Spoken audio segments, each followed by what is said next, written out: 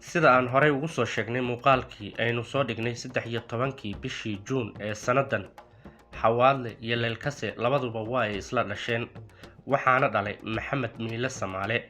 Labaduba kama tirsana Hawiye iyo Daarood midna, walow Leelkase la xijiyo Daarood, Xawaadlana la xijiyo Hawiye, laakiin labaduba kama tirsana Daarood iyo Hawiye midna, balse waxa ay u kala yihiin reer abti. Xawaadle waxaa dhalay Daara Mudulood oo ahayd gabar ka soo jeeda beesha Hawiye, sidoo kalena Leelkase waxaa dhalay Tanada Daarood oo ka soo jeeda beesha Daarood. sidaas darteed Leelkasena waxaa reer abti u ah Daarood, Xawaadlana waxaa reer abti u ah Hawiye, gaar ahaan Mudulood. Haddaba barnaamijkeena maanta waxa aynu ku qaadan dhigi doonaa Leelkase, maadaama aan horey ugu soo hadalnay wiilkii la dhashay ee Xawaadle. Ereyga la yiraahdo Leelkase waxaa micno ahaan loola jeedaa in dheer garad ama qof wax soo socda garanaya, ama sidoo kaleeto qof caqli leh, waa sida ay sheegayaan buugaagta taariikhda. sidaas darteed beesha Leelkase magaceeda haddii la turjumo waxaa weeye in dheer garad. beesha Leelkase waxa ay ku nool yihiin waddanka Soomaaliya, Itoobiya iyo qaybo ka mid ah dalka Kenya. Soomaaliya waxa ay ka degan yihiin gobollada dhexe iyo sidoo kaleeto gobollada la isku yiraahdo Waqooyi Bari. beesha waxaa si qoto dheer uga heli kartaa gobolka Mudug, Nugaal, Bari oo Soomaaliya ka tirsan.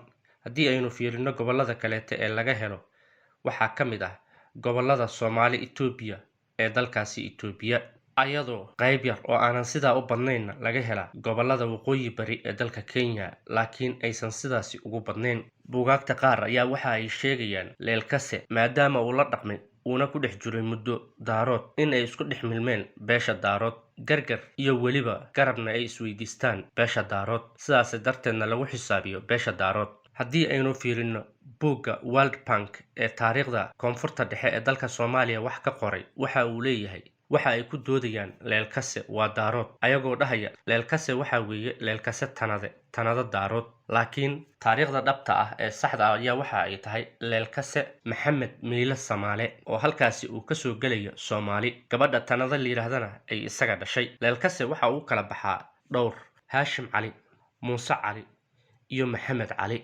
Muuse Cali ayaa waxa uu sii kala qaybsamayaa jifada la yiraahdo Muumin Aadan oo caan ka ah gobolka Mudug iyo sidoo kaleeto Soomaali Itoobiya, iyo sidoo kaleeto Fiqi Ismaaciil oo isna dega Mudug iyo Nugaal. Maxamuud Cali oo ka tirsan beesha Leelkase, isagana waxaa si qaas ah looga helaa gobolka Bari ee Waqooyi Bari ee dalka Soomaaliya, gaar ahaan meesha la yiraahdo Bandarbeyle. Haddii aynu fiirino Haashim Cali oo isagana sii dhalay wiilkii ahaa Malis Mooge, waxa uu degaa oo weliba uu ku badan yahay gobolka Mudug ee bartamaha dalka Soomaaliya. tan iyo markii uu xornimada qaatay dalka Soomaaliya, beesha Leelkase waxa ay ka mid ahayd beelaha Soomaaliyeed ee sida mugga leh uga qayb qaatay samaynta dowladda Soomaaliyeed iyo taabagelinta dowlad awood leh oo uu yeesho waddanka Soomaaliya.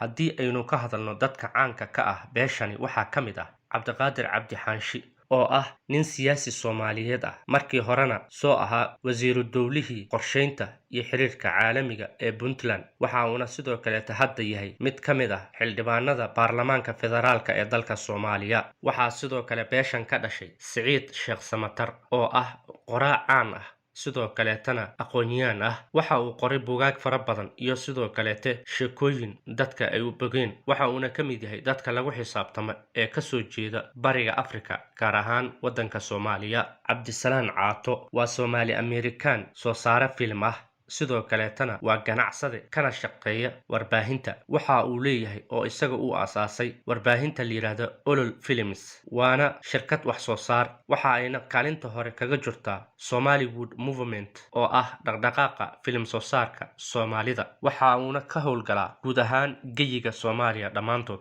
beesha sidoo kale waxaa ka dhashay Sidiiq Warfaa oo ah mid ka mid ah xildhibaanada federaalka Soomaaliya, ahna wasiirka shaqada iyo shaqaaleynta dalka Soomaaliya. waxa uu sidoo kaleeto ka tirsan yahay guddiga difaaca ee baarlamaanka dalka Soomaaliya. waa activist u dhaqdhaqaaqa xuquuqda aadanaha, sidoo kalena jecel in dhammaan dadka Soomaaliyeed uu isu keeno kana qayb qaato dib u dhiska dalka Soomaaliya. hadda waxa uu ku nool yahay oo uu joogaa magaalada Muqdisho, halkaasi oo shaqada wasiirnimo uu ku hayo. waxa uuna wasiir ka ahaa dowladdii Xasan Cali Khayre.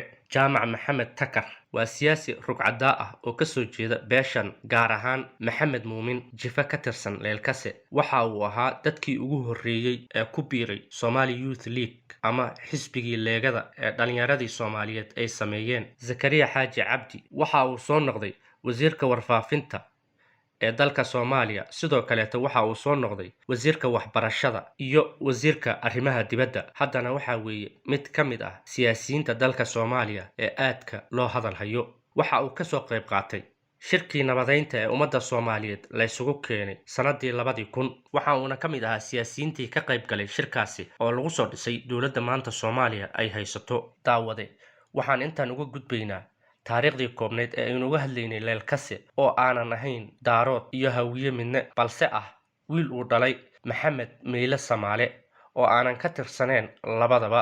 waxa ay walaalo yihiin oo ay isla dhasheen xawaadle waxaa dhalay gabar hawiye oo la yidhaahdo daara mudulood, halka leelkasana ay dhashay tanada daarood. labaduba waa walaalo, kamana tirsana beelaha hawiye iyo daarood, balse waa beelo aad u waaweyn oo ayaga goonidooda u taagan. tan iyo intaynu ku kulmayno barnaamijkan kiisa kale, waa anigoo inkaga tegaya. wassalaamu calaykum waraxmatullaahi wabarakaatu.